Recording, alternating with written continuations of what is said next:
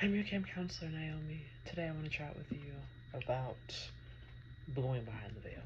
Now, I'm not talking to those of you who are completely behind the veil or who have already had the veil removed. No, I'm talking to the ones who have partially removed the veil, but yet are still sitting in comfortability. And that comfortability is in your sin.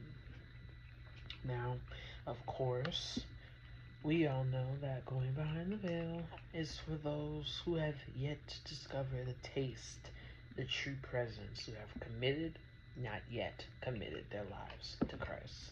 Correct. However, I'm not speaking to you today. There are those of you who have not committed your life unto Christ at all, and then there are those of you who have only committed part of your lives to Christ. I'm talking to the ones who have committed part of their lives to Christ. Yeah.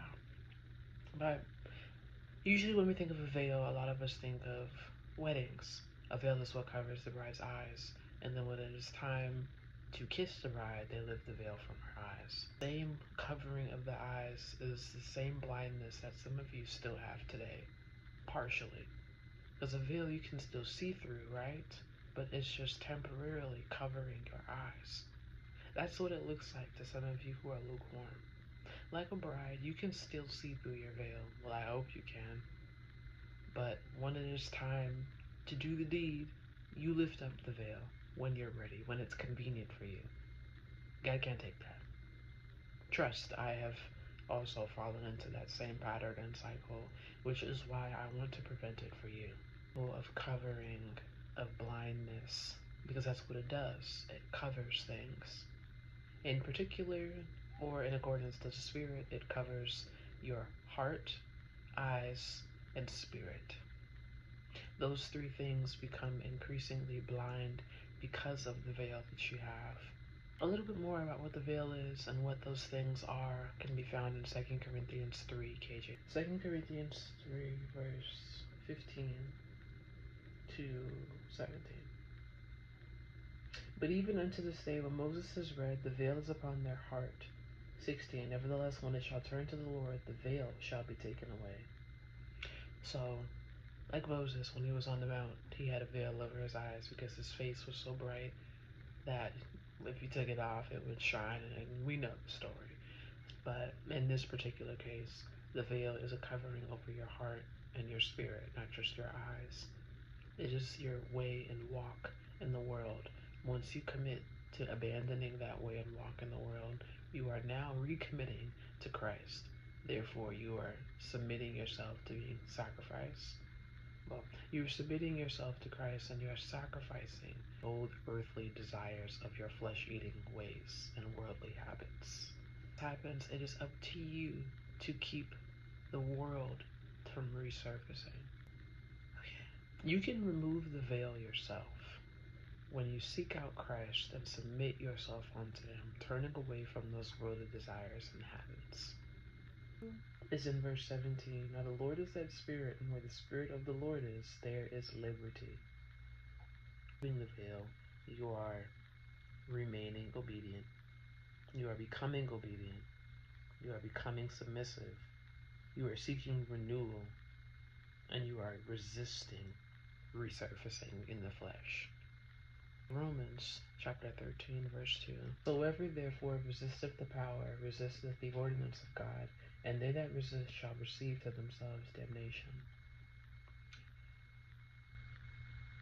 I reiterate, because I love you, because I want to see you in heaven, because I know what it feels like. Resisting fleshly desires is critical to your transformation process. When the veil has been lifted, you are now undergoing metamorphosis.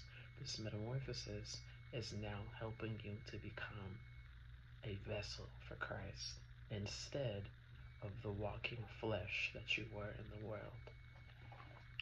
Now let's not be mistaken, as we all know, seasoned veterans or newborns to Christ, resisting the temptation is hard. We don't want to resurface what we just put behind us. And luckily for us, the Lord gives us several resources and tools to do this. When you choose to follow Christ and resist the flesh, you are choosing obedience, meekness. For those of you who don't know what meekness means, meekness is another term for submissiveness. You're choosing to submit yourself unto God. What does it really mean to submit yourself? To walk in discipline, wisdom, to maintain self-control, diligence, and faith to and for God. Forgiveness also comes in material things, perhaps business, family, relationships, money. It doesn't just have to be the spirit. There's other things that we say when we say we submit our plans unto you, God, let your will and way be done. The same thing occurs when we submit our spirit unto Christ. We're allowing him to do what he needs to do instead of choosing us. This verse is a brief yet pure reminder that the Lord gives us choices. It's up to us to make the choice to follow him. Because it clearly states, and reiterating the last part of this verse, and they that resist shall receive to themselves damnation. Not sure about you all, but I do not want to receive damnation. Yes, it is hard. Yes, we fall short. I still fall short of his glory. But make the choice. Make the decision today to resist. You are behind the veil. You remain conformed to the world by its doctrines and ideas, therefore breeding corruption. Corruption breeds destruction, which breeds death, which breeds damnation, which breeds eternal separation. This is why the Bible teaches us to guard our hearts. But we'll talk about that another time. Circumstances for each and every individual vary. But in this case, you are the lukewarm. You are the one who has partially expanded behind that veil. The one who has it halfway on, halfway off. You cannot choose halfway on or off, which means you still conform to the world and its ideas, its doctrines. When you conform to the world's doctrines and the Lord's, there's an imbalance here. Imbalance prohibits further renewal of your mind. Promises, dearly beloved, let us cleanse ourselves from all filthiness of the flesh and spirit, perfecting holiness in the fear of God. Because I've had my veil removed, it is now my utmost duty to to share what that experience was like and what newfound peace I have now. Luke 12:47-48. And that servant which knew his Lord's will and prepared not himself, neither did according to his will, shall be beaten with many stripes. 48. But he that knew not and did commit things worthy of stripes shall be beaten with few stripes.